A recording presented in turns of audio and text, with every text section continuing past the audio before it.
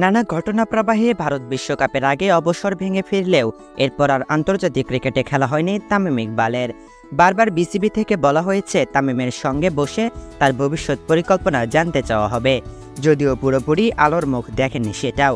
এর মধ্যে দেশের ক্ষমতার পট পরিবর্তন হওয়ায় অনেকটা অন্তরালে চলে গেছেন বোর্ড সভাপতি নাজমুল হাসান পাপন। পাপনের অনুপস্থিতিতেই ঘোষণা হয়েছে পাকিস্তান সফরের বাংলাদেশ দল ঘোষণার পর গতকাল সংবাদ মাধ্যমের মুখোমুখি হয়েছেন প্রধান নির্বাচক গাজী আশরাফ হোসেন লিপু। প্রসঙ্গক্রমে এসেছে তামিম ইকবাল খানের ভবিষ্যৎ পরিকল্পনার বিষয়টিও।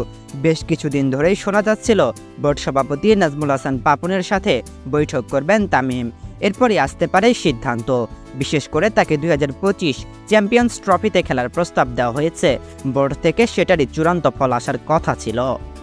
তবে দেশের সরকার পতনের পর বোর্ডের সবকিছুতেই আসছে পরিবর্তন। বোর্ড প্রধান নাজমুল হাসান পাপন নিজেও চলে গেছেন দেশের বাইরে।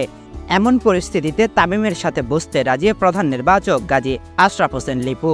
তিনি বলেন, আগে আমরা জানতাম যে সভাপতি নাজমুল হাসান পাপন সাহেবের সঙ্গে তামিমের একটা বৈঠক হবে, এরপর একটা সিদ্ধান্ত আসবে, যে সিদ্ধান্তের আলোকে আমরা আমাদের কার্যক্রম এগিয়ে নেওয়ার একটা ভাবনা ছিল।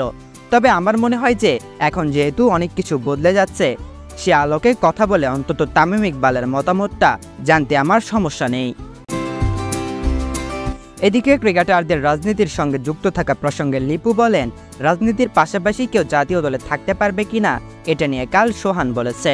সোহান কাল যা বলেছে এটার সঙ্গে আমি একটা বার্তা যোগ করতে চাই। সংস্কার দুই জায়গাতেই হতে হবে।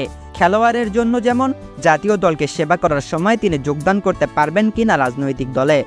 পাশাপাশি যে রাজনৈতিক দলগুলোর সংস্কার নিয়ে কথা চলছে এই অন্তর্বর্তীকালীন সরকার, সেখানে একটা রাজনৈতিক দলেরও কি উচিত? কেন জাতীয় দলে খেলোয়াড়কে তার রাজনৈতিক দলে নেয়া? তারা তো জনগণের জন্যই কাজ করে, দেশের জন্যই ভাবে। এটা ওয়ান ওয়ে ট্রাফিক না। আপনি শুধু একজন খেলোয়াড়কে দোষ দিতে পারবেন না, এখানে রাজনৈতিক দলকেও দায়ভার নিতে হবে।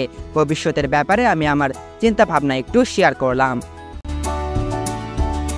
উল্লেখ্য, এর আগে তামিম জানিয়েছিলেন কোচ এবং জুনিয়রদের থেকে যথাযথ সম্মান পেলে তিনি জাতীয় দলে ফিরবেন।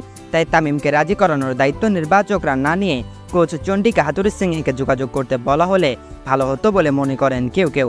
কোচ নিজে থেকে উদ্যোগ নিলে বিষয়টি সহজ হতো, যেটা তিনি করার প্রয়োজন বোধ করেননি।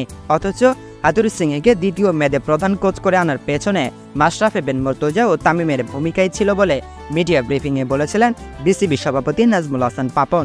কোচ চাইলে তামিম জাতীয় দলে ফিরতে হয়তো আপত্তি করবেন না, কারণ কোচের কাছে সিনিয়র ব্যাটারের চাওয়া থাকবে ড্রেসিং রুমে স্বস্তিদায়ক একটা পরিবেশ। কেবল কোচই দিতে পারেন সে নিশ্চয়তা।